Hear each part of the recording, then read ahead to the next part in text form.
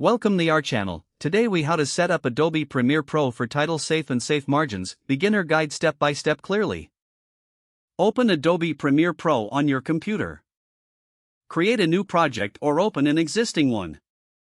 Import your video clips into the project panel. Drag your video clip onto the timeline. Select the clip in the timeline. Go to the sequence menu at the top of the screen. Click on Sequence Settings from the drop-down menu. In the Sequence Settings window, look for Video Settings. Find the Frame Size section, which shows the resolution of your video. Take note of the values for width and height.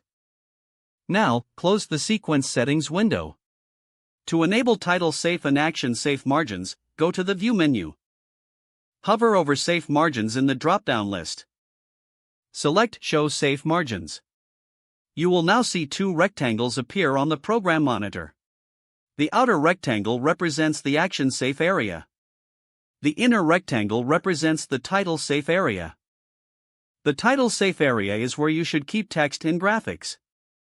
The action safe area is where you should ensure important visual elements are visible. To adjust the appearance of these margins, go to the program monitor. Click on the wrench tool in the lower right corner of the monitor.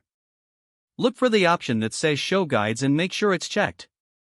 You can also adjust the alpha and color settings to customize the visibility of the guides. To create a title, select the Type tool from the toolbar. Click anywhere in the program monitor and type your text. Select the text layer in the timeline. Go to the Effect Controls panel. Adjust the position of the text to fit within the title safe area.